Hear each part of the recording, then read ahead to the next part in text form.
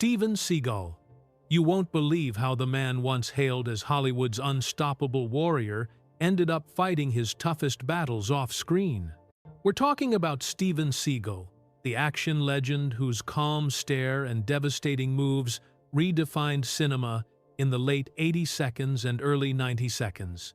But behind the thunder of his movies lies a story far more fragile, filled with heartbreak, sacrifice, and the quiet reality of a man who once ruled the world, but now faces his final fight against time itself. Born on April 10, 1952, in Lansing, Michigan, Steven Seagal didn't look like a future warrior.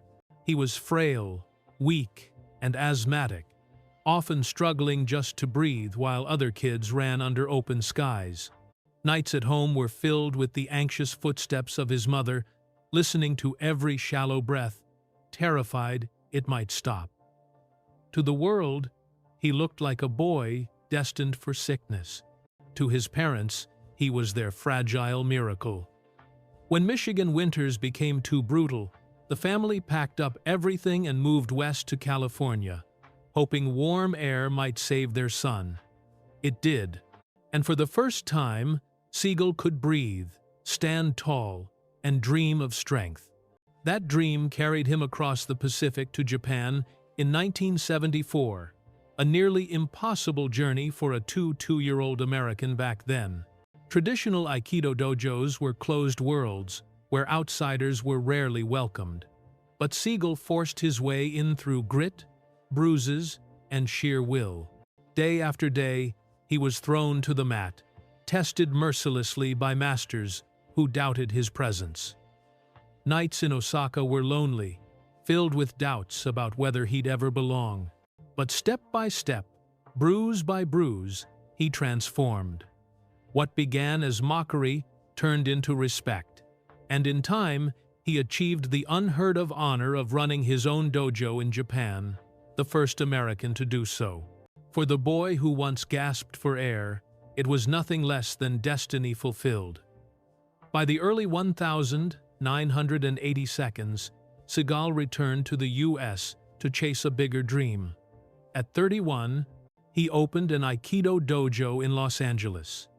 But the bills piled up, the mats often stayed empty, and nights ended with him sweeping floors under flickering lights, wondering how long he could survive. Yet even in that struggle, Hollywood began to notice. He started as a martial arts coordinator, lending authenticity to films like Never Say Never Again. But behind the camera wasn't enough. He wanted the spotlight. And in 1988, destiny struck. At 36 years old, Seagal exploded onto screens with Above the Law. Overnight, audiences were stunned. His calm, ponytailed figure wasn't flashy like Stallone or Schwarzenegger. He was colder, faster, and terrifyingly real. By the early 1990 seconds, hits like Hard to Kill, Marked for Death, and Out for Justice made him a phenomenon. Then came Under Siege, in 1992, the crown jewel, as Casey Ryback, the Navy SEAL cook who dismantled terrorists. Seagal became immortal in the Action Hall of Fame. But fame is cruel. In 1994, he directed On Deadly Ground, pouring his heart into environmental themes. Instead of applause, he faced ridicule. Critics shredded it. Audiences turned away. What was meant as his proudest statement became the first crack in his empire. Soon after, the golden age of muscle-driven action films faded. New heroes, new stories stole the spotlight. By the late 90 seconds, Seagal's movies bypassed theaters completely, released quietly on DVD. For a man who once ruled box offices worldwide, it was humiliation. He later admitted, "I've known pain since I was a boy, but nothing hurt like watching everything I built slip away." And the blows didn't stop at Hollywood. His personal life was just as stormy. His first marriage, to Miyako Fujitani in Japan, gave him 2 children, but collapsed under the weight of distance, when he moved back to America. A short second marriage to Adrienne LaRussa barely lasted. Then came his most famous union with actress Kelly LeBrock, a marriage that seemed like a Hollywood fairy tale. 3 kids, red carpet glamour, the picture of success. But whispers of infidelity, long absences, and the relentless grind of fame tore it apart. By 1994, as his career stumbled, his marriage crumbled too. Custody battles, tabloid headlines, and private heartbreak painted a far darker picture than the action hero on screen. Years later, Seagal admitted softly, "I lost things I can never get back. Fame took me everywhere except home." In the 2000s, he tried to reinvent himself through music, releasing blues albums like Songs from the Crystal Cave.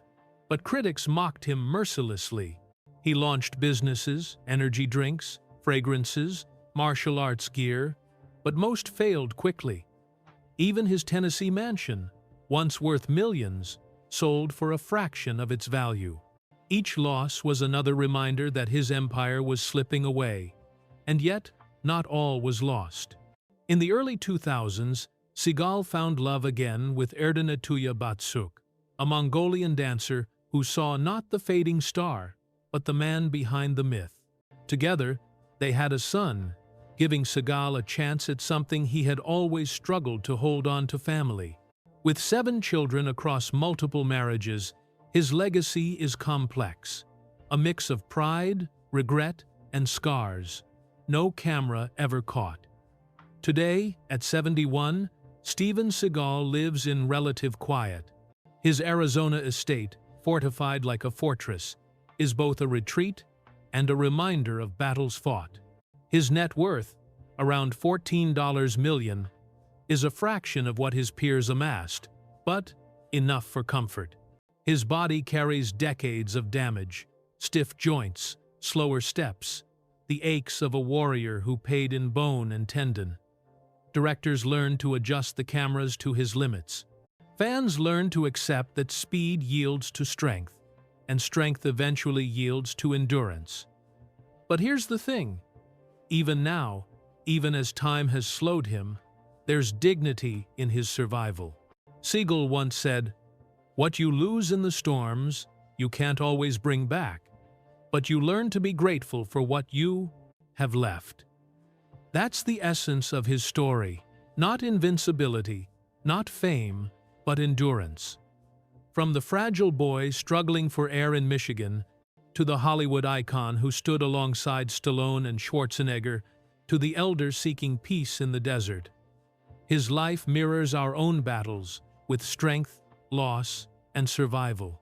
So, what do you remember most about Steven Seagal? Was it the brutal wrist locks of Out for Justice, the suspense of Under Siege, or just the presence of a man who didn't need words to dominate a scene? Share your memories in the comments, hit that like button if his films ever lit up your nights, and don't forget to subscribe so we can keep revisiting the legends who shaped our lives. Because in remembering them, we remember the parts of ourselves that refuse to break.